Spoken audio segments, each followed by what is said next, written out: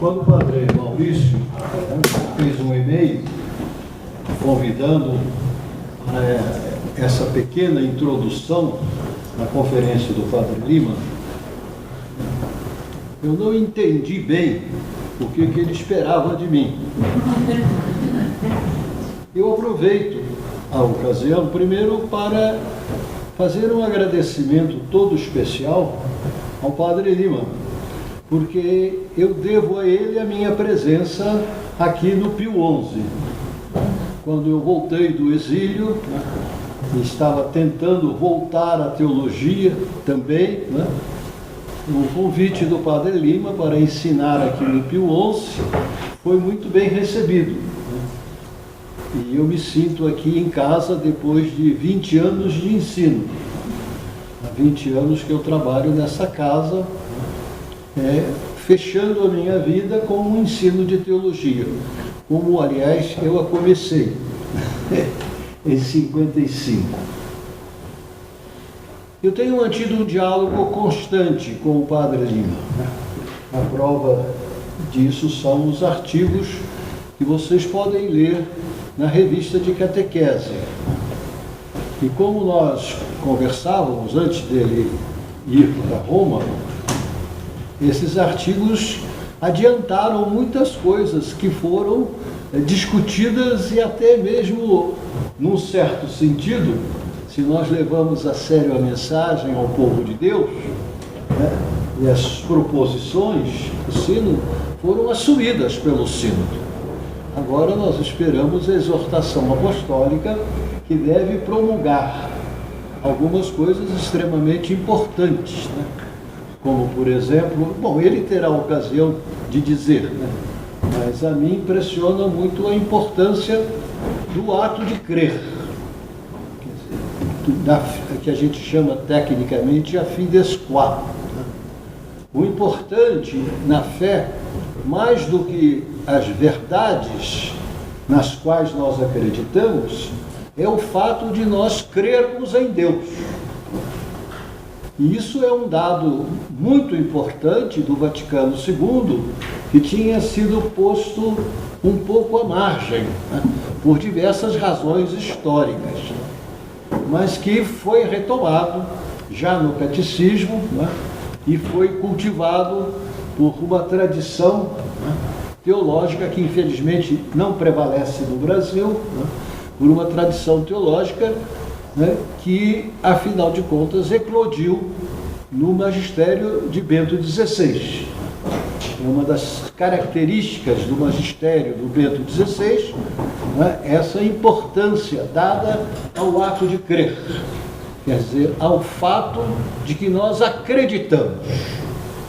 Acreditamos em Deus, em Jesus Cristo, na igreja, mas o que faz a diferença é que Jesus veio para que nós acreditemos nele.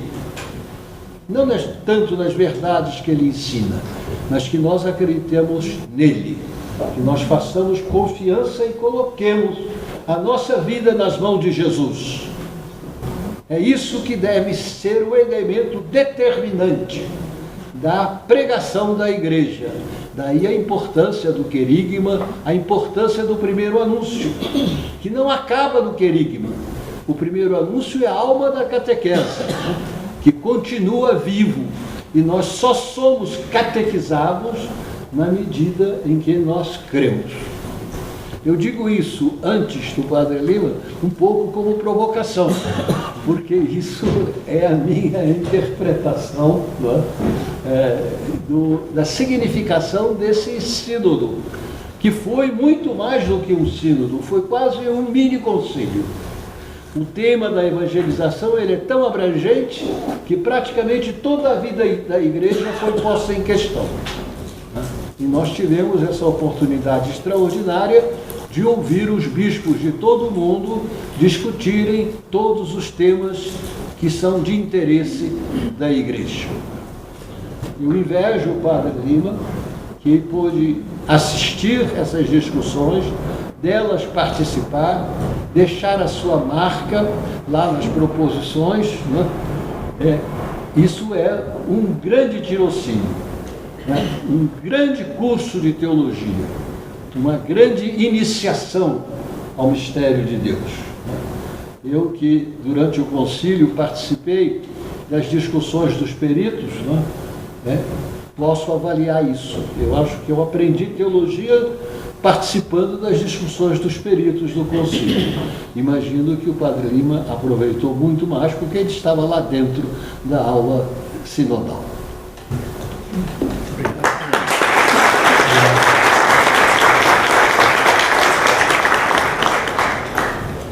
Boa noite. Boa noite. Obrigado, professor Catão, por essa apresentação e por ter já feito uma síntese de tudo aquilo que a gente poderia falar a partir desse símbolo. Eu quero saudar aqui a cada um de vocês, muitos amigos aqui, gente de longa data conhecidos e conhecidas, e fico muito feliz de falar com vocês, e pessoas também que eu estou conhecendo agora, Então isso é motivo de muita alegria. Essa é a terceira vez que estou falando sobre esse tema, para seminaristas, para catequetas, agora para vocês, depois tem um outro grupo lá do professor Catão, e assim a gente vai espalhando essa semente também. Na verdade, eu preparei aqui a projeção de um texto que, infelizmente, não vai dar para ler tudo, mas a gente vai projetando aí e acompanhando, Então, essa realidade do sínodo, ela é muito antiga. A palavra em grego significa caminhar juntos, fazer caminho juntos. Sim, com, odós, caminho com. Então, sempre significa reunião, assembleia, e na história da igreja sempre se usou sempre para significar essas reuniões mais importantes, quer diocesanas, quer aquilo que a gente chama de regional, por exemplo, o Estado de São Paulo, o conjunto dos bispos do Estado de São Paulo faz uma reunião, um mini sínodo. Mas a palavra, ultimamente, depois do Vaticano II, ela está sendo usada para esta grande reunião de bispos do mundo inteiro, representação de todas as igrejas, junto com o Papa, ao redor de um tema escolhido. Então, a palavra sínodo pode ser aplicada a outras reuniões menores também, mas ela significa principalmente isso. E é sínodo dos bispos. Então, foram os bispos que fizeram. Os assessores, e havia muita gente lá, muitos assessores, ouvintes, estávamos ali como consultores, porque eles faziam questão de assumir tudo, escrever tudo, fazer todas as reuniões, e nós auxiliando ali.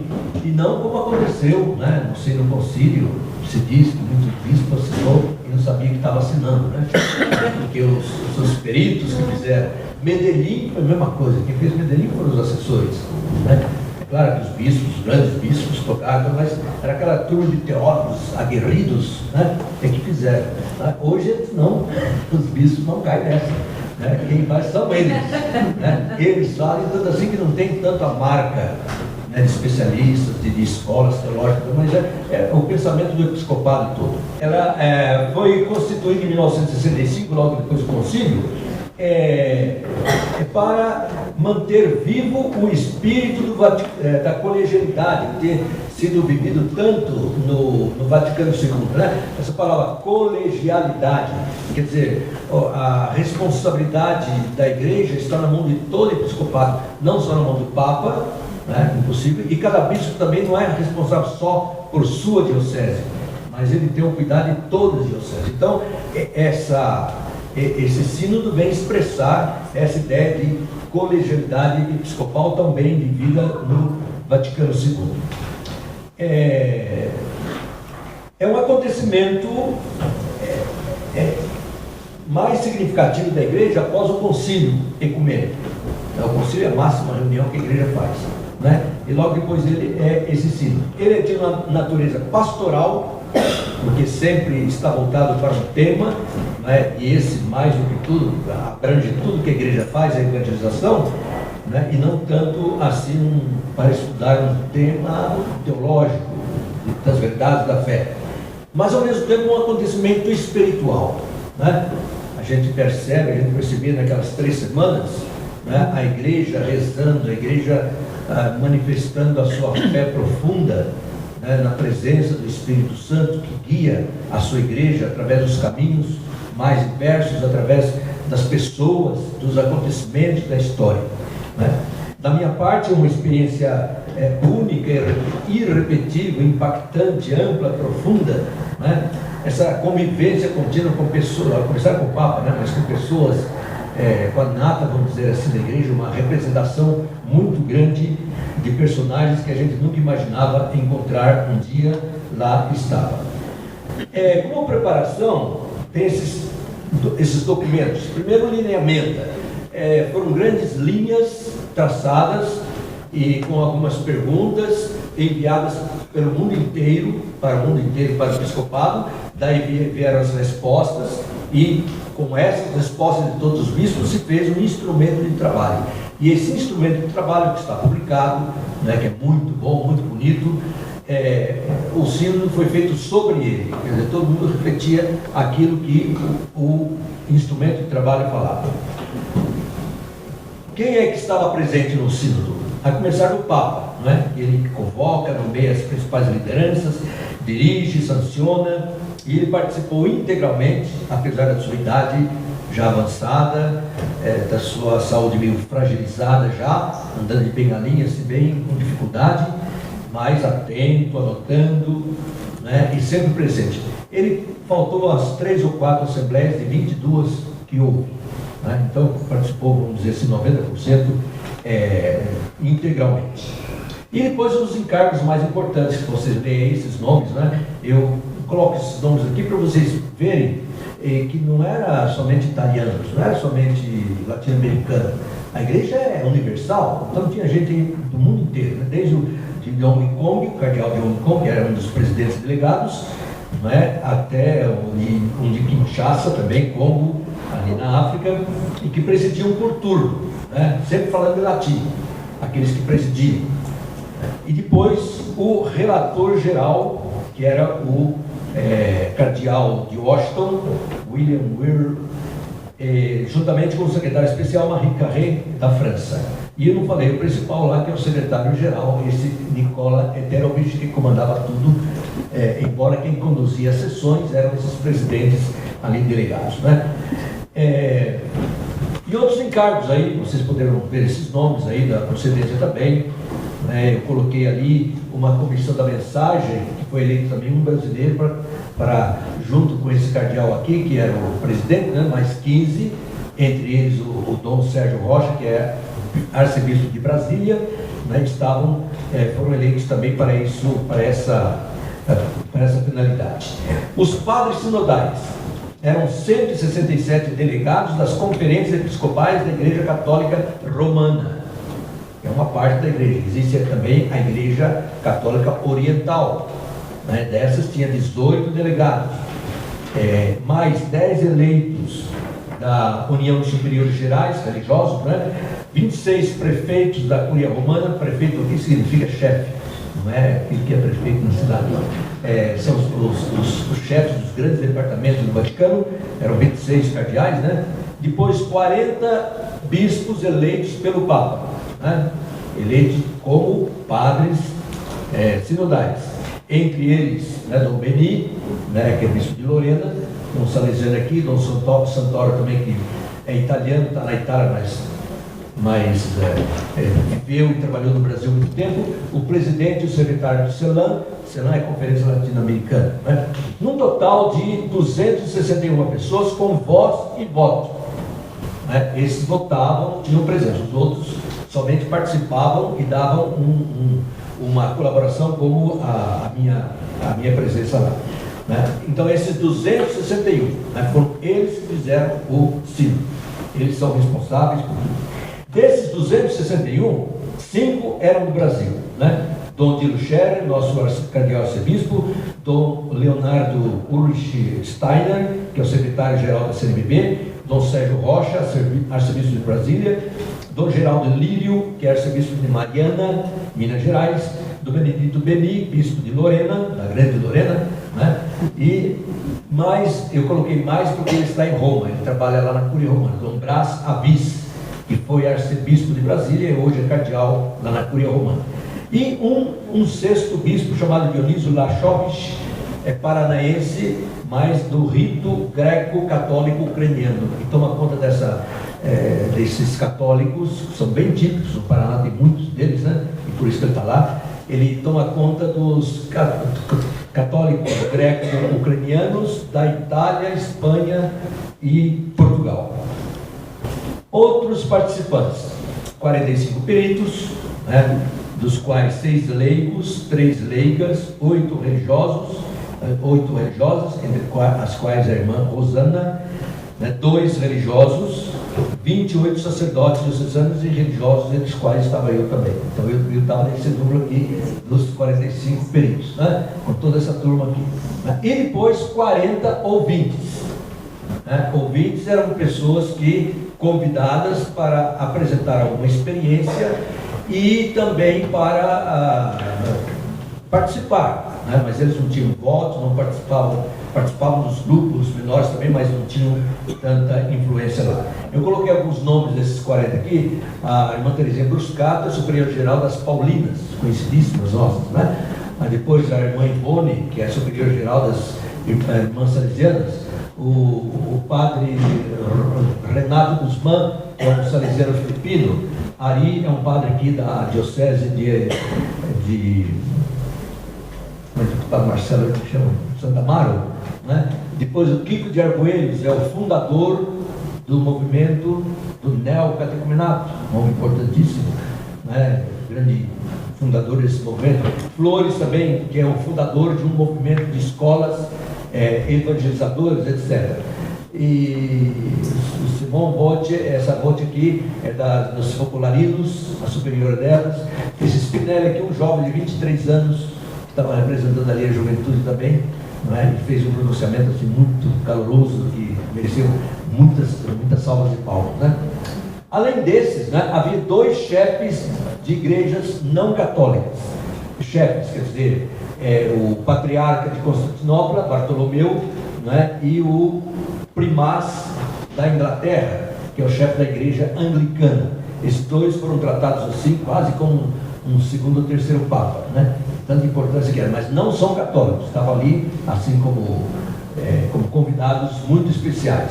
E 14 delegados fraternos de todas as igrejas que vocês podem imaginar, igrejas cristãs não católicas.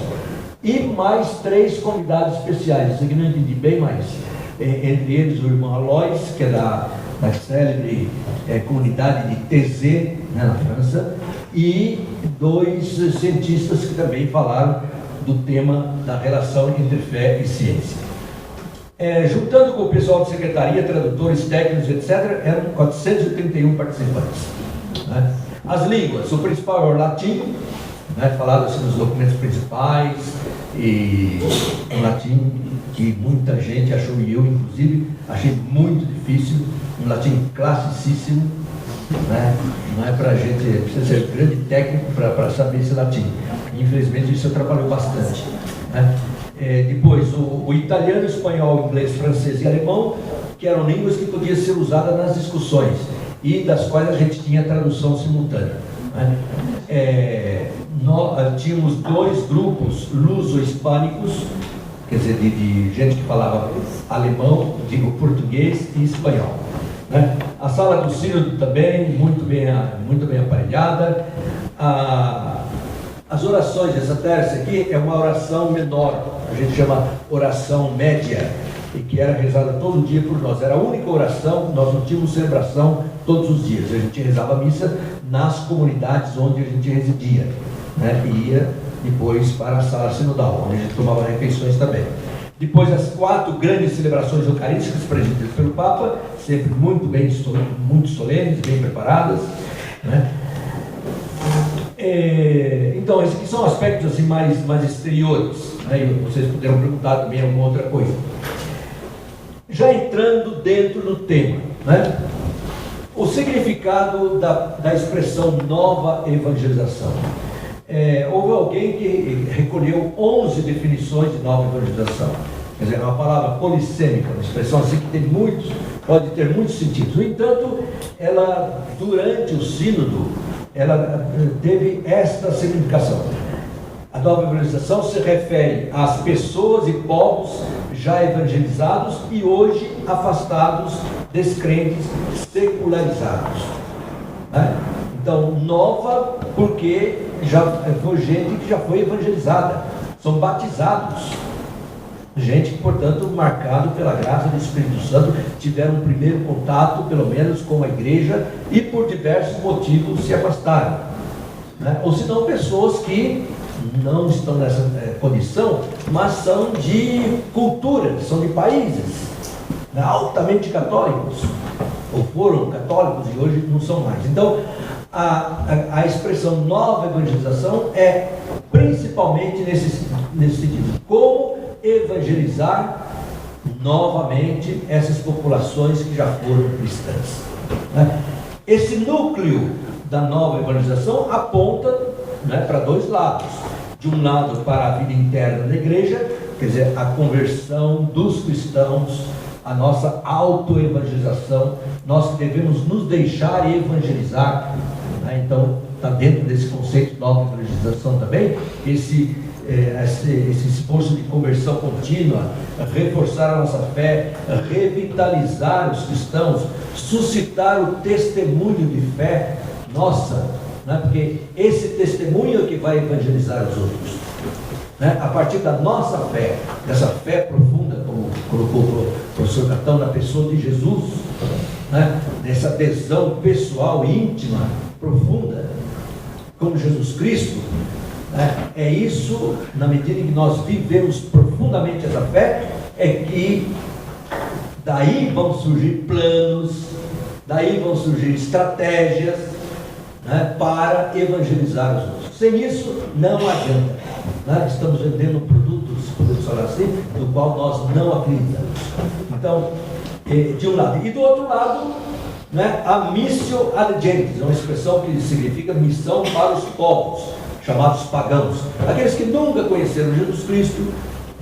Então, nesse sentido de missão tradicional da igreja, de pregar nas fronteiras, supondo que nós somos o centro do cristianismo. Então, tem pessoas que estão longe desse cristianismo, eles merecem o anúncio de Jesus, e nesse sentido a igreja sempre se preocupou com isso, sempre.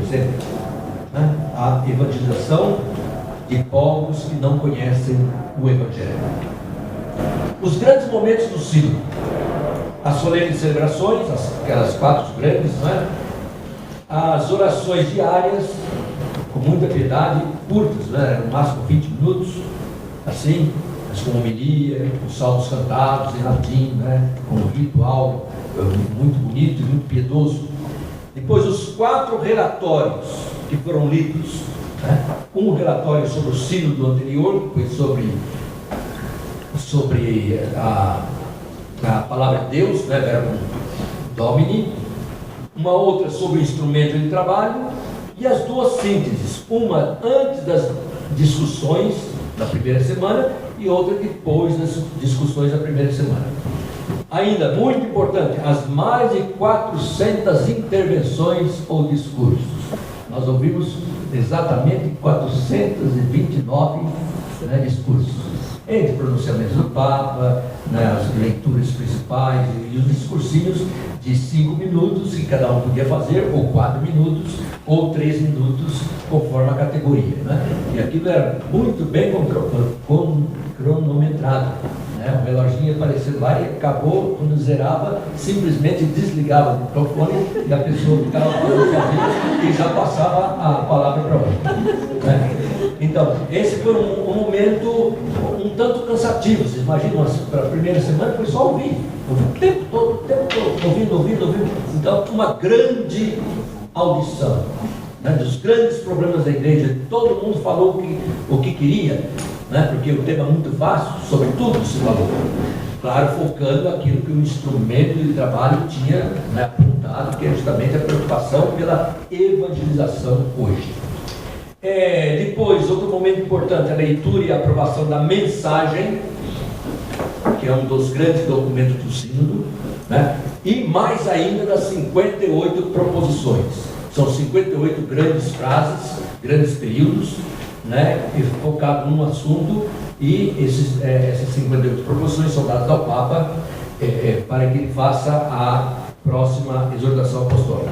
E tudo isso durante os 22 plenários, ou chamado também congregações ou assembleias gerais. Todo mundo lá na sala, na aula conciliar. E ainda, muito importante, as 8 sessões dos 12 grupos linguísticos. Então, nós nos dividimos, isso pré-selecionado, cada um escolhia, fazia 2 escolhas, depois, conforme a divisão, se fazia o grupo. A gente escolhia uma língua na qual a gente falava melhor, as pessoas, e ali se debatiam os problemas.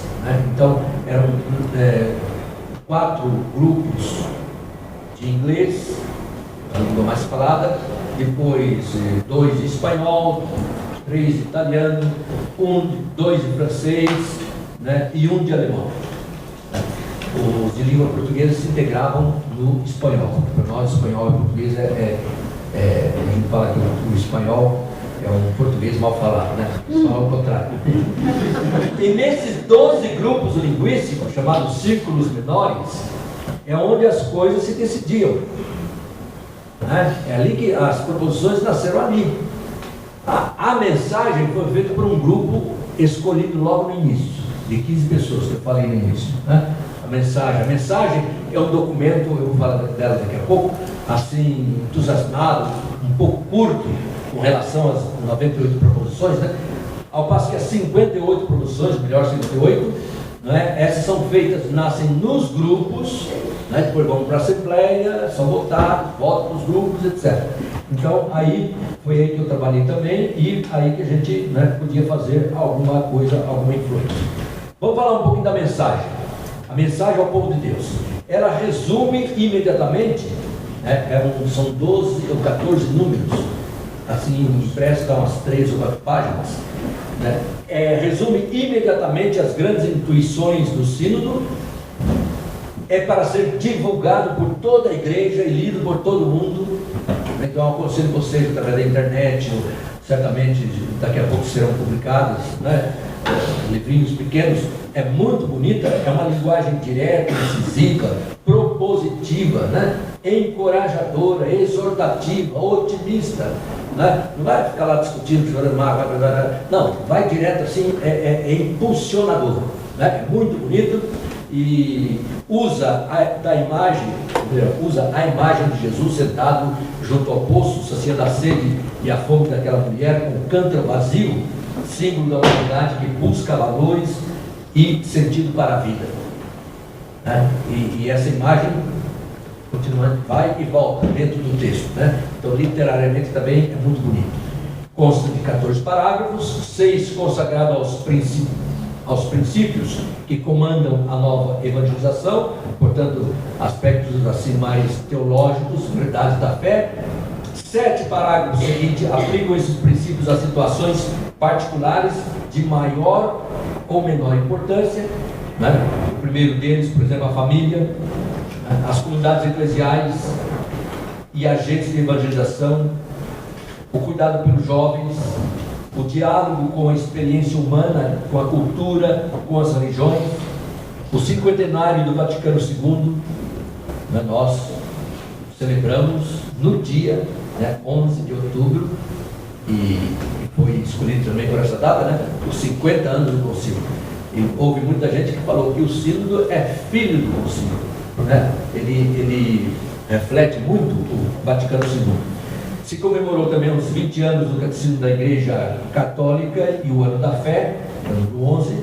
Se fala da vida contemplativa dos pobres e, finalmente, as diversas situações em que se encontra a obra de evangelização nos 5 continentes, nomeadamente, que dá uma palavrinha para cada continente, conforme o problema vivido por aquele continente. E o último parágrafo é dedicado a Nossa Senhora, Maria, a estrela da evangelização, ou agora estrela da nova evangelização.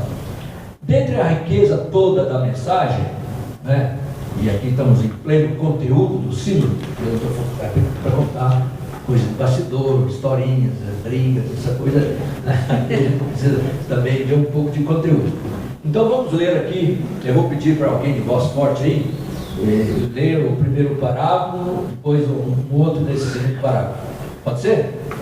Então, o terceiro, o número 3 da mensagem que fala do encontro pessoal com Jesus Cristo na igreja.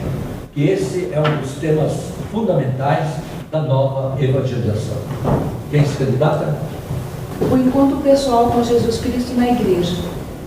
Antes de falar a respeito das formas que essa nova evangelização deve assumir na igreja, sentimos necessidade de exprimir a convicção profunda de que tudo na fé se decide na relação que se cria com a pessoa de Cristo, que vem ao nosso encontro. Então, essa frase aí é fundamental.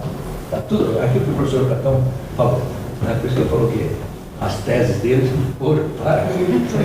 Essa frase aí é fundamental, né? Tudo se decide na relação que se cria com a pessoa de Jesus Cristo, com a nossa relação pessoal com Ele, não em verdade da fé, né? Mas o contato pessoal, vínculo, né, com Jesus Cristo. Continua. A nova evangelização consiste em propor de novo e sem cessar ao coração e à mente, quase sempre distraídos e confusos dos homens e mulheres de nosso tempo, a começar por nós mesmos, a beleza e a novidade perene do encontro de Cristo conosco. Então, a nova evangelização consiste em propor a todos a beleza e a novidade perene do encontro de Cristo, né? Convidamos-los todos a contemplar a face do Senhor Jesus Cristo, a mergulhar no mistério de sua existência, dada inteiramente por nós até a cruz, reconfirmada como o dom do Pai na sua ressurreição e que nos foi comunicada pelo Espírito. Na pessoa de Jesus se revela o mistério do amor de Deus Pai por toda a família humana, que Ele não quis deixar à deriva na sua impossível autonomia, mas a acolhe num renovado pacto de amor. Então, nesse final aí, é uma referência à Trindade, né? Ao Filho, né? Ao Pai e ao Espírito Santo. A igreja é o espaço que Cristo oferece na história, onde Ele pode ser encontrado, pois lhe confiou sua palavra, o batismo, que nos torna filhos de Deus, seu corpo e seu sangue, a graça do perdão do pecado, em particular do sacramento da reconciliação, a experiência de uma comunhão que é reflexo do mistério da Santíssima Trindade e, finalmente, a força do Espírito, que gera o amor para com todos. Então, aqui se trata da visão eclesiológica, né? Esse encontro com Jesus Cristo se dá na igreja que é a comunidade daqueles que creem nele, né? Aí acentuando os vários sacramentos, vocês estão vendo que se deu aqui uma importância ao sacramento da reconciliação, né? Que foi muito insistido, um sacramento que parece também em crise, né? Parece que perdeu um pouco a sua força, no entanto é chamado de sacramento da nova evangelização, no sentido de que aquela pessoa que já foi batizada, crismada, já recebeu a primeira Eucaristia, qual vai ser o sacramento que vai marcar o retorno, a retomada da vida cristã? É o sacramento da reconciliação, naturalmente não só, né, mas também. Mas é preciso, na comunidade dos que o acolhem, que todos os marginalizados nela encontrem sua casa e façam uma experiência concreta de comunhão, na força ardente do amor. Vejam como se ama, Tertuliano, atraindo os olhares desencantados da humanidade contemporânea. Esse número aqui é dedicado à caridade, ao amor, né? A fé se manifesta no amor e concretamente no amor aos mais marginalizados. A beleza da fé deve brilhar em particular na ação litúrgica, a começar pela Eucaristia do domingo. Justamente nas celebrações litúrgicas é que a igreja se manifesta como obra de Deus, tornando visível em palavras e gestos a significação do Evangelho. A nossa celebração, né? Nós manifestamos, nós celebramos a fé, né, na liturgia. E aproveitando, porque não vai dar tempo de falar, né? Houve muita insistência para a gente caprichar melhor na nossa liturgia. Né? Que a nossa liturgia está um pouco assim, né? Culpa dos padres, né? Nossa. Então se falou muito da ars celebrandi, a arte de celebrar, né? E perdemos. Quem conheceu a igreja antes do Vaticano II, né, como eu, né? Tem 2 aulas, uma antes e outra depois do Vaticano II, né? A gente vê como aquelas liturgias solenes, claro que algumas coisas precisavam e realmente foi, mas aquela solenidade, aquela sacralidade que havia se perdeu e às vezes bastante. Então o sínodo insiste nessa recuperação da beleza da liturgia, que seja a verdadeira expressão da nossa fé, né? E que isso também é evangelização. Na medida que sabemos rezar, sabemos celebrar com fé, né? Isso também comunica a fé, isso sem dizer da relação entre liturgia e catequese, que é muito importante, né? Compete-nos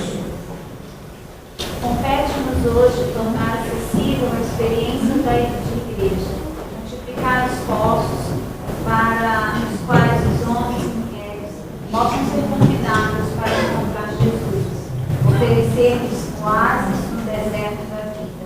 Então aí está fazendo uma referência àquela imagem de Jesus sentado no final do poço, assim como aquele poço de Jesus ofereceu água viva, né, para aquela samaritana, assim também a igreja deve oferecer poços, né, que ofereçam vida nesse oásis, nesse deserto.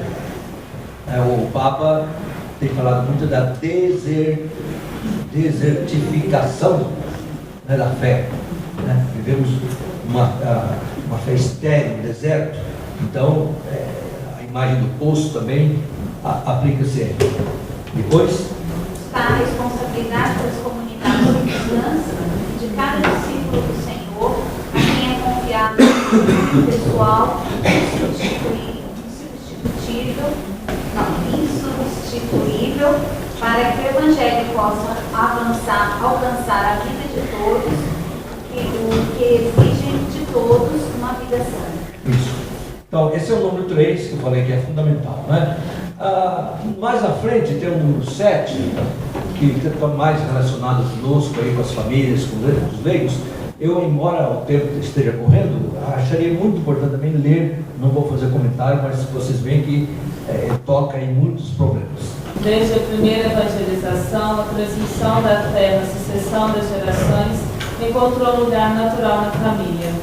Nela, com um papel muito especial desempenhado pelas mulheres, mas com isso não pretendemos diminuir a figura paterna e a sua responsabilidade. Os sinais da fé, a comunicação das primeiras verdades, a educação para a oração, o testemunho dos frutos do amor, foram inseridos na existência das crianças e dos jovens, no contexto da solicitude que cada família dedica ao crescimento dos seus filhos. Mesmo se na diversidade das situações geográficas, culturais e sociais, todos os bispos no sínodo reconfirmaram este papel essencial da família na transmissão da fé. Não se pode pensar numa nova evangelização sem uma responsabilidade específica em relação ao anúncio do Evangelho às famílias e sem lhes dar apoio na tarefa educativa. Não escondemos o fato de que hoje a família, que se constitui no matrimônio de um homem e de uma mulher, que os torna uma só carne, aberta à vida, é atravessada em toda parte por fatores de crise, circundada por modelos de vida que a penalizam, descuidada pelas políticas daquela sociedade, da qual é, contudo, a célula fundamental, nem sempre respeitada nos seus ritmos, nem apoiada nos seus compromissos pelas próprias comunidades eclesiais. Mas, precisamente, isso nos estimula a dizer que devemos ter uma solicitude particular pela família e pela sua missão na sociedade e na igreja, desenvolvendo recursos de acompanhamento antes e depois do matrimônio. Desejamos expressar também a nossa gratidão aos muitos esposos e famílias cristãs que, com seu testemunho, mostram ao mundo uma experiência de comunhão e de serviço que é semente de uma sociedade mais fraterna e pacificada. O nosso pensamento dirigiu-se também a situações familiares e de convivência nas quais não se reflete aquela imagem de unidade e de amor para toda a vida que o Senhor nos ensinou. Há casais que convivem sem o vínculo sacramental do matrimônio. Multiplicam-se situações familiares irregulares, constituídas depois da falência de precedentes matrimônios. Vicissitudes dolorosas nas quais sofrem também a educação dos filhos na fé. A todos eles queremos dizer que o amor do Senhor nunca abandona ninguém, que também a Igreja os ama e é casa acolhedora para todos, que eles permanecem membros da Igreja, mesmo se não podem receber a absolvição sacramental e Eucaristia. As comunidades católicas sejam acolhedoras em relação a quantos vivem tais situações e amparem caminhos de conversão e de reconciliação. A vida familiar é o primeiro lugar no qual o Evangelho se encontra com o dia a dia da vida e mostra a sua capacidade de transfigurar as condições fundamentais da existência no horizonte do amor. Mas é importante também para o testemunho da Igreja mostrar como esta vida no tempo tem um cumprimento que vai além da história dos homens e alcança a comunhão eterna com Deus. A mulher samaritana, Jesus não se apresenta simplesmente como aquele que dá a vida, mas como aquele que dá a vida eterna. O dom de Deus, que a fé torna presente, não é simplesmente a promessa de condições melhores neste mundo, mas o anúncio que o sentido último da nossa vida está além deste mundo, naquela comunhão plena com Deus que esperamos no fim dos tempos. Essa dimensão escatológica aí faz um gancho com a vida religiosa e logo a seguir fala, né? Ainda nesse número 7, que é o né? Vocês estão vendo, é um texto bonito, muito positivo, né? Assim, inspirando muita confiança e um olhar também para as famílias em crise. Toda essa questão do casais de segunda união. A gente sentiu no sínodo um zum, que estão querendo maior abertura da igreja para esse problema. Está na hora da igreja encontrar solução mais, né? Não simplesmente dizer, ó, vocês também vêm na igreja, participam, tal, mas alguma coisa mais, né? Para casais que vivem essa difícil situação, né? De matrimônios que não deram deu certo, ou que naufragaram e tiveram aí que ir numa segunda união e, portanto, diz ali, né, não podem receber a absolvição nem a Santa Eucaristia, né? E esse texto da mensagem está bom, está bonito, está positivo, né?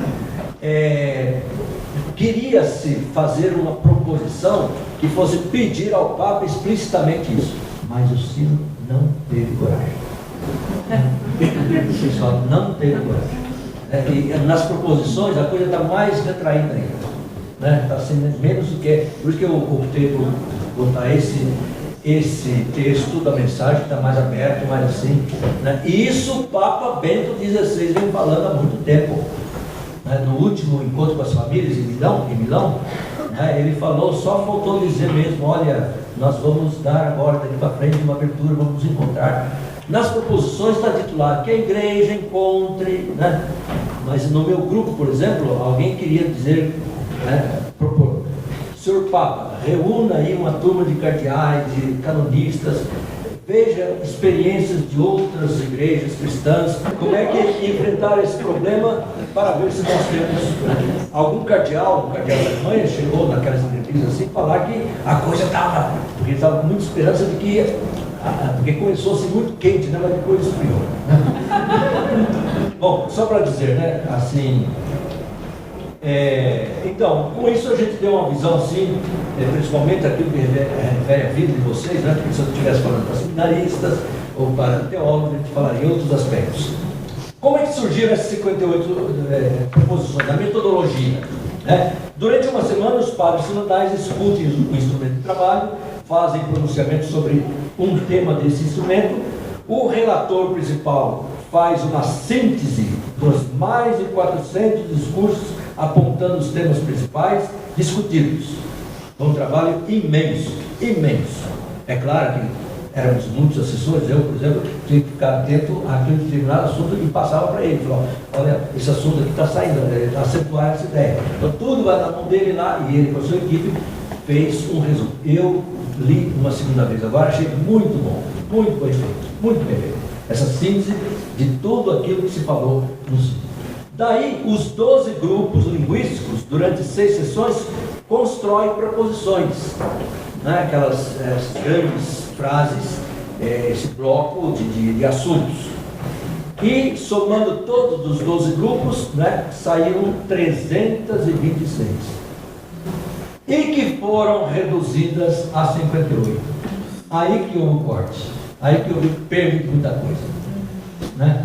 A riqueza toda do sínodo não conseguia, essa 58 é impossível. Né? Ou como estão, não desenvolve bem o tempo. Né? Então, na metodologia, essa passagem aí que ao meu ver, né, empobreceu muito. Até que escrevi ali, é nesse momento que muita coisa se perde. Elas retornam, vão para a Assembleia, né, essa 58, e aí depois elas retornam para os 12 grupos para aperfeiçoar, né, não pode acrescentar mais. Mas, desculpa falar, mas eu consegui que mais uma fosse colocada, né, justamente sobre, mais do que uma a mais, foi a reestruturação de uma que falava sobre o catecismo. E só falava do catecismo. Não falava do catequista nada, nem da catequese. Então, lá numa manobra assim, também meio política, né, usando a autoridade do Odilo, que estava no meu grupo, né, quando fala um cardeal é muito mais importante do que quando fala um assessorzinho lá. Né? Então, através dele, né, a gente conseguiu colocar que realmente seja valorizada a catequese em primeiro lugar, a realidade da catequese, e depois a pessoa do catequista. E não só na pessoa do catequista foi introduzida uma coisa que parecia que não tinha, né, uma oposição muito grande do pessoal da Europa lá, que era a questão do Ministério da Catequese, né, que passou por documento e que certamente vai ser aprovado pelo Papa. Né? Vamos esperar. Então, naturalmente, isso volta traduzido para o latim, são votadas e todas foram maciçamente aprovadas numa sessão solene. Então, essas 58 proposições são o principal resultado do ciclo. Elas são entregues para o Papa para ser a base de uma futura exortação apostólica, de uma encíclica, de um documento, né? Naturalmente não é como um documento do concílio, né? Mas aqui uma encíclica, uma exortação apostólica. Além dessas 98 proposições, são tomadas em consideração também os lineamenta, o instrumento de trabalho, a mensagem, os 4 relatórios e os 429 discursos. Vocês imaginam o trabalho do Papa, né, para mexer com todo esse material. Naturalmente tem uma equipe que foi eleita pelo sínodo de 15 entre arcebispos e cardeais que vão trabalhar com ele na elaboração dessa, pegar todo esse material para daí fazer uma coisa pensada, refletida, porque essas 58 proposições foram feitas assim meio a toque de caixa, né? 3 semanas não dá para nada, né? Com tanta gente. Agora um grupinho de 15, tendo sentido, tendo ouvido e tendo por escrito toda essa documentação, daí vai então fazer a exortação apostólica. Né? O método em si é bastante bonito, né? Bastante participativo. Para mim, o grande corte foi naquela passagem, né? Das 328 proposições para 58, mas não tem outro jeito, tem que cortar mesmo, senão fica uma... Então, alguns outros grandes temas, porque eu já falei bastante, né? Uma espécie de ver, essa palavra não foi usada, isso é próprio nosso, né? Mas a metodologia, todo mundo já, primeiro olhar a realidade, o que está acontecendo, né? Os antigos diziam, né? Explicatio der nora, né? Era em outro sentido, mas aqui esse grande ver. Então, o fenômeno que assusta a igreja são essas transformações socioculturais desses últimos decênios que colocaram em xeque a força evangelizadora que a igreja sempre teve. Né? A presença da igreja, a presença do evangelho, pelo menos na sociedade ocidental, mas com grande repercussão também na oriental, em diversas partes do mundo. E principalmente, sobretudo, o fenômeno da secularização. Significa, né, viver como se Deus não existisse.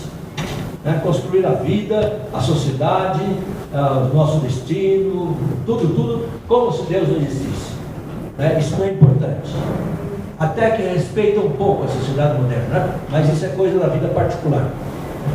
Então, esse fenômeno, entre outros, fez com que enormes estratos da população do Ocidente, chamado cristão, abandonasse a fé ou instaurasse um estilo de vida sem espaço para o religioso, ou, quando ele existe, é relegado à esfera meramente particular.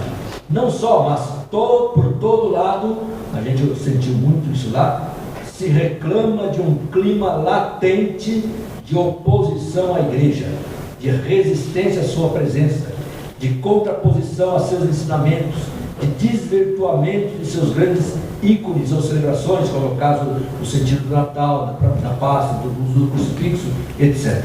Né? Então, essa queixa, né, se ouviu por todo lado.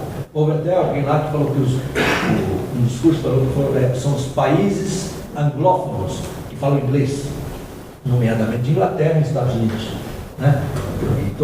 Mas é um fenômeno assim, parece que é uma maquinação, né? Os meios de comunicação. Então, aquele negócio que o Papa teria falado lá contra os muçulmanos, no discurso que ele fez lá na Alemanha, foi pensado pela BBC de Londres. Ninguém tinha dado importância, ninguém tinha dado uma frase jogada lá no discurso, pois pensaram lá e colocaram lá em grande, mexeram com o brilho dos muçulmanos e provocou lá uma. Quer dizer, coisa armada, né? Armada. E como isso, né, muitos exemplos existem. Então, ao mesmo tempo, ressurgiram antigas e novas formas de paganismo no mundo moderno. E todos nós somos testemunhas disso. Né? Durante o sínodo ficou claro que esse é um problema tipicamente europeu.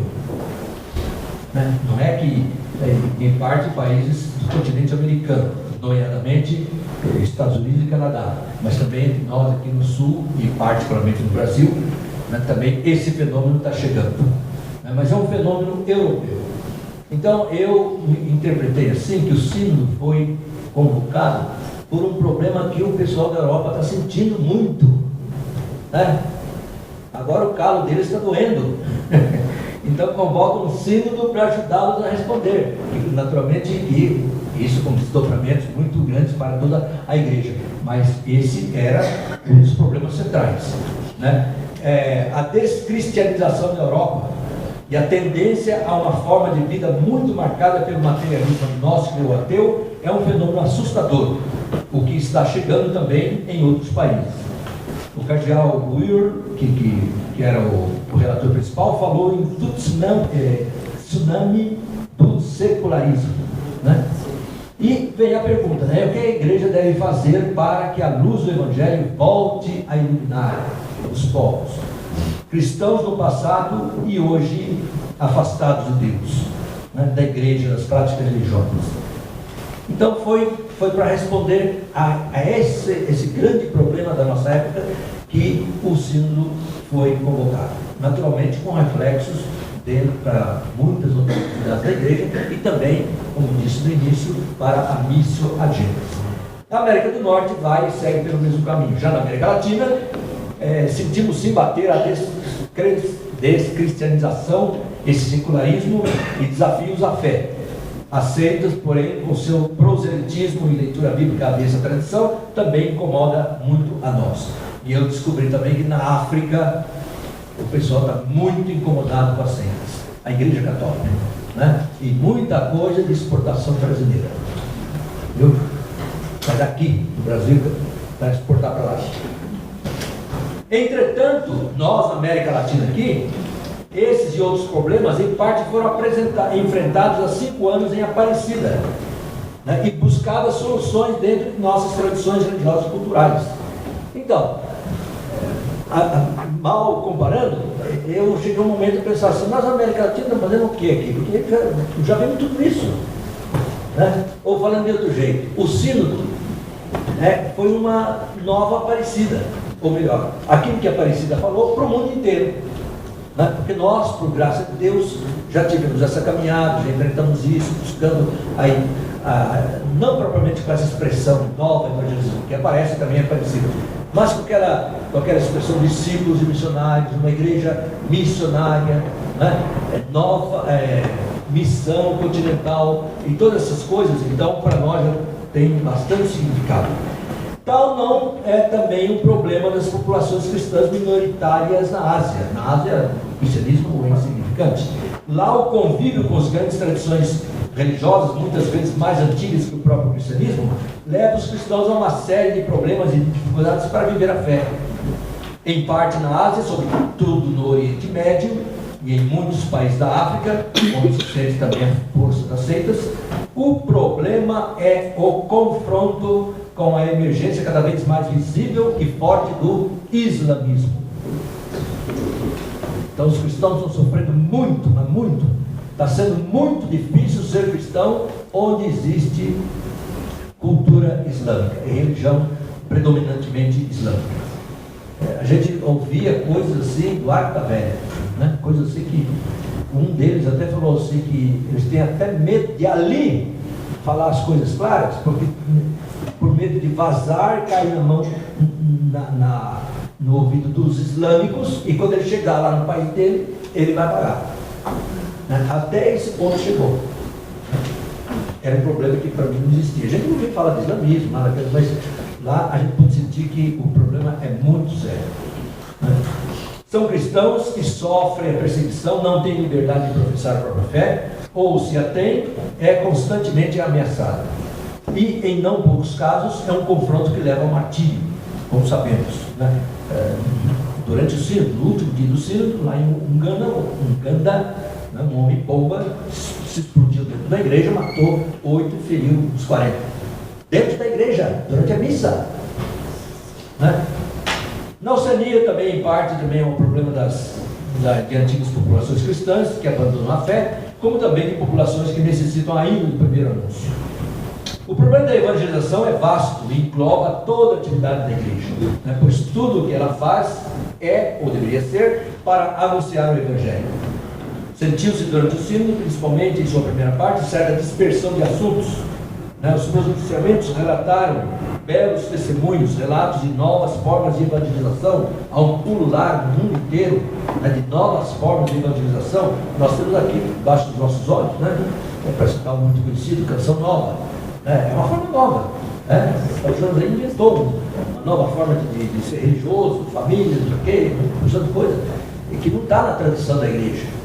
E outros, Shalom lá no norte, o próprio neocatecumenato, são formas assim que novas, que vão surgindo com experiência, às vezes entre acertos e erros, mas buscando novos caminhos.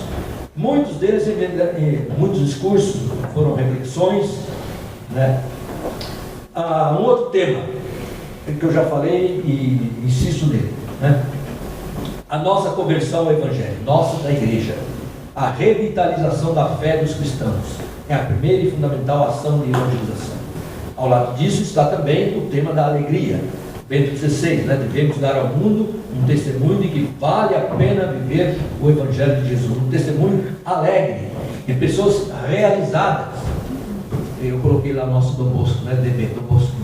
Dom Bosco falava que um triste santo é um santo triste é um triste santo. Ele não comunica nada. Ninguém quer seguir um cara carrancudo, cara feia, ele não se sente realizado.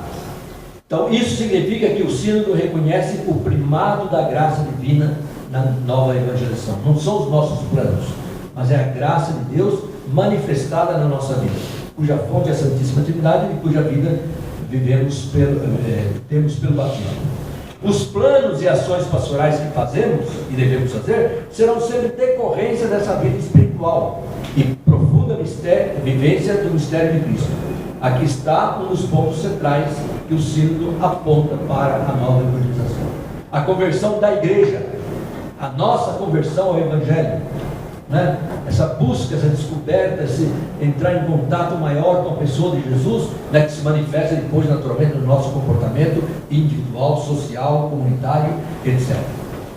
É claro que não podemos ignorar nossa responsabilidade como pessoas e como igreja. Não fala, bom, a graça de Deus vai fazer tudo, então agora nós só vamos rezar e professar nossa fé. Não, tem que fazer apostolado, tem que trabalhar, Ele fala do princípio da encarnação, da enculturação, que foi bastante falado.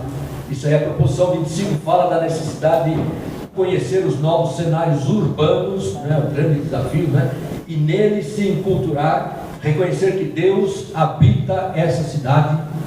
Lembra dessa frase? Sim. O Odilo repete continuamente. Deus ama essa cidade.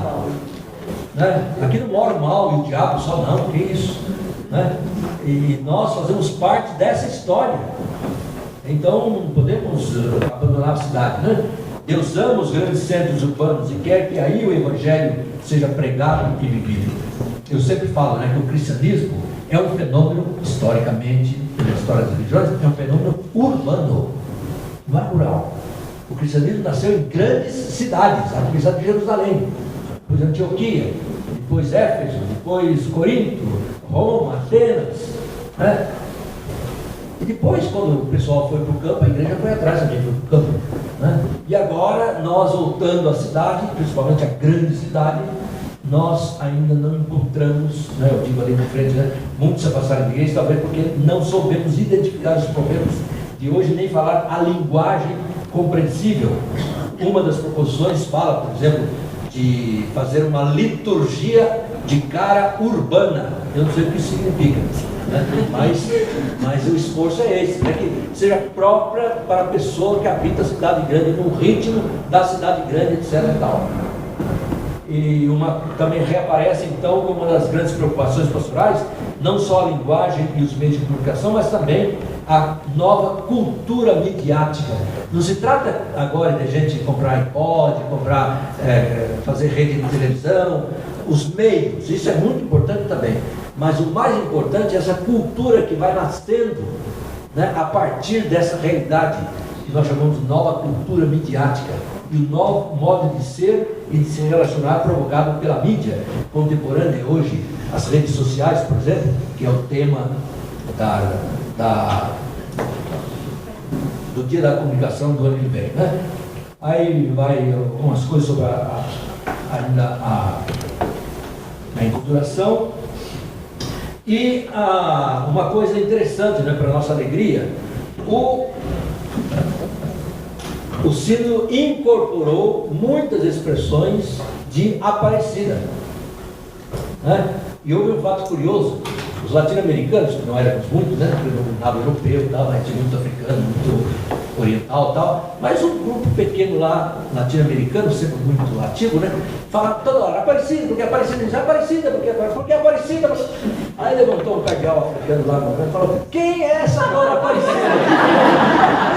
Falando tanto que Aparecida, o que é isso? Explica para nós, por que vocês não falam do Sínodo das Américas, né, de 1995? Como o sínodo europeu é um outro sentido da palavra sínodo, né? Sínodo dos continentes. Então houve um sínodo das Américas, João Paulo II, né? E muito bonito, um documento.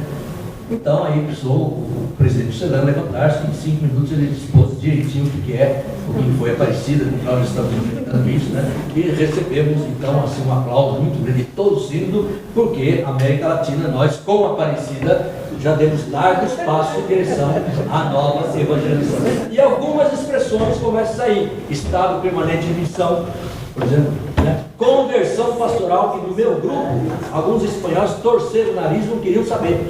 Para isso não, isso está errado, o que é isso? Vamos já seguir conversão. Conversão é conversão pessoal, mas acabou passando e está no documento, né? Conversão pastoral, né? Mudar as estruturas de pastoral, né? E o grande anseio da nova evangelização é justamente mudar os meios. A igreja evangeliza hoje ainda como evangelizava no século XVI, XVII, XVIII, né? Então é preciso mudar isso aí. E depois a missão continental também foi falada. Naturalmente a leitura orante foi muito recomendada, o sacramento da reconciliação, penitência de novo, e muitos outros temas, né, que se desdobraram aí sobre a vida interna da igreja, né, a santidade dos evangelizadores, a iniciação cristã, né? E aqui uma novidade, viu? Não está claramente nas proposições, mas correu voz assim, quase como um consenso, para naqueles ambientes cristãos, né, que são cristãos, né, se mude a ordem dos sacramentos: batismo, crisma e mais tarde, lá para os 15, 16, 17 anos, a Eucaristia, né? Bento XVI já faz tempo que está batendo nessa tecla. Ele fala: quando é que nós vamos dar mais valor à Santa Eucaristia, que é o centro, né? Uma criança com 10 anos ou 11 anos, por mais que o Papa Pio Pio X tenha dito, né? A diferença, se a criança sabe a diferença de pão, né? Já pode comungar, isso é muito bonito, num ambiente sumamente cristão, que não era o tempo dele, né? De cristandade, isso funcionava. Mas na nossa época, né? Já não dá mais, por mais que a criança tenha uma boa catequese, o clima não é para isso. Então precisaria uma idade mais superior, né, para receber a Santa Eucaristia. Bom, isso falando em ambiente cristão, porque para aqueles que são convertidos na idade adulta, isso já está claro, pelo Rica, né, os 3 sacramentos juntos. Uma pessoa que se converte, a batizada como adulto, é batismo, crisma e Eucaristia no mesmo dia, na mesma função, né? Mas isso é outro assunto. Se falou da catequese com adultos, né? E também apareceu aí, como está ali a questão do ministério instituído do catequista, né? E eu termino aqui dizendo que a recuperação do sentido do Sagrado Domingo, as pregações, a urgência da educação, a via da beleza, né? Também que foi muito falada lá no sínodo, graças ao teólogo Bruno Forte. Então vamos parar por aqui, essa nossa apresentação. Eu queria fazer referência a essa desertificação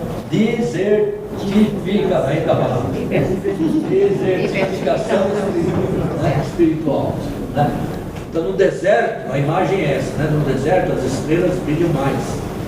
Então nesse mundo deserto de Deus, né? Então na medida em que nós vivermos a nossa fé em profundidade, isso vai brilhar, né? E vai ser um motivo também de comunicação, de nova evangelização para os nossos irmãos.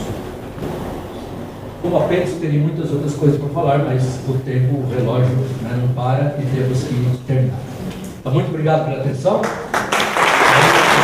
Eu gostaria de passar a palavra ao professor Catão, que fez a introdução do nosso momento. Gostaríamos de, antes do encerramento, escutar também as palavras de conclusão. Quando o Dalton agradeceu ao Padre Lima as notícias do sínodo, ele me tirou o tema. Eu queria concluir com isso. Mas eu vou me permitir fazer um pequeno comentário sobre as perguntas. As perguntas foram muito indicativas de uma problemática que está por trás dos textos do sínodo, de alguns discursos, de algumas intervenções importantes, né? Que eu não vou citar aqui porque seria muito longo, né? E de algumas proposições, não tanto da mensagem. A mensagem passa um pouco depressa, ela é um pouco otimista demais, né?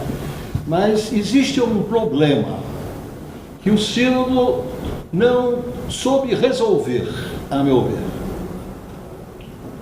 É a relação entre a graça e o ministério. A graça, ela tem a primazia, né? E o sínodo confessou isso de maneira vibrante. Basta ler, por exemplo, a primeira proposição. Mas qual é a relação da graça com o sacramento? Qual é a relação da graça com o ministério?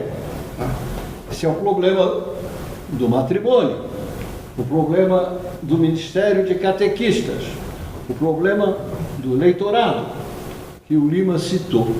Então, esse é um grande desafio teológico. Na realidade, na igreja, nós não temos um instrumento para resolver esses problemas. Nós não podemos resolver esses problemas unicamente numa perspectiva jurídica.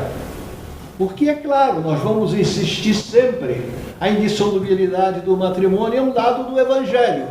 Então, nós não podemos mais mexer na indissolubilidade do matrimônio. Mas a primeira proposição, ela é da ordem da graça. E a segunda proposição, da ordem do sinal, que é o elemento jurídico. Nós não conseguimos fazer o curso-circuito. Um dos grandes problemas que a teologia está tentando resolver, mas que ainda não chegou no nível do sínodo, é essa relação entre a graça e o sinal, a graça e o carisma. No caso do ministério, por exemplo, é um carisma de tipo hierárquico. Será que o catequista exerce o verdadeiro ministério? No caso do casamento, é um outro tipo de relação, é da graça com a estrutura jurídica. Nós estamos estudando isso. Quando eu digo nós, eu estou me incorporando no grupo dos teólogos. Eu acho, viu, Lima, que quem está caminhando muito nisso é um teólogo formado também em Estrasburgo, dominicano, Rémy Chenot. É um francês, um jovem, mas que defendeu a tese dele há 2 anos na Universidade de Estrasburgo, o mesmo grau, Docteur d'État, que eu defendi em 65, e que fez uma sugestão extremamente interessante, mas que eu não vou expor, evidentemente, aqui, Agora, essa deve ser uma grande preocupação de todos os cristãos. Nós estamos aqui enfrentando um problema para o qual a Igreja não tem ainda uma chave de solução, apesar dos esforços que têm sido feitos nesse sentido. O que nós podemos fazer? Nós, teólogos, temos que quebrar as pestanas, usar a massa cinzenta, encontrar um caminho. Na terça-feira, na aula de pneumatologia, eu vou apresentar o caminho do Rémy Chenot, que me parece que é muito interessante. É uma contribuição que eu dou para os jovens salesianos que estão estudando. Quem sabe algum deles resolve pegar esse peão na unha. Para toda a comunidade, nós precisamos rezar, orar, pedir ao Senhor, pedir em particular ao Espírito Santo que ilumine o nosso esforço de igreja para poder resolver esses problemas que são angustiantes. Eu tenho uma esperança, e a minha esperança é na teologia de Bento XVI. Ele é um grande teólogo, ele tem consciência desse problema, já demonstrou várias vezes. Vamos pedir para que na exortação apostólica ele dê um passinho além do sínodo e faça uma exortação que abra a possibilidade da Igreja resolver esses problemas tão sérios da pastoral nos dias de hoje.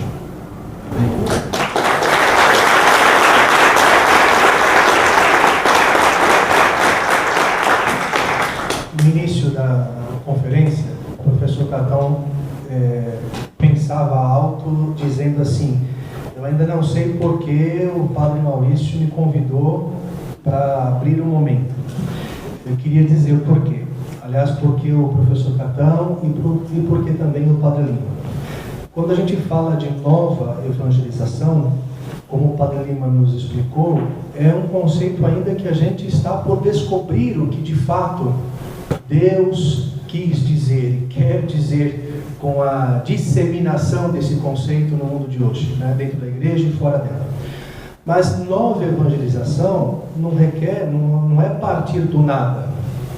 Nós partimos de uma tradição, partimos de uma história, e o coração da evangelização e da sua nova forma, de seus novos métodos, está na experiência e no testemunho.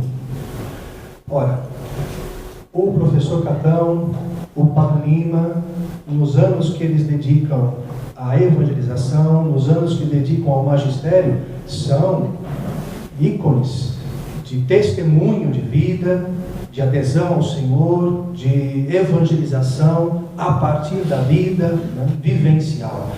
Então foi por isso, professor Cartão, também por isso o Padre Lima, né? A gente agradece a Deus o dom que Ele oferece à nossa igreja local, nestes e em outros também, cristãos, católicos, alguns deles professores também. Então a eles o nosso muito obrigado, que Deus abençoe e retribua todo o bem que com a vida deles, com o ministério deles, eles exercem em nome da igreja e em favor da igreja. Amém? Nosso muito obrigado.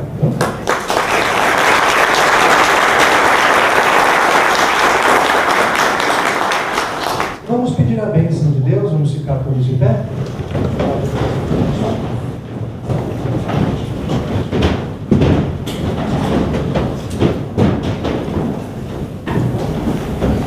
O Senhor esteja convosco. Ele está no meio de nós.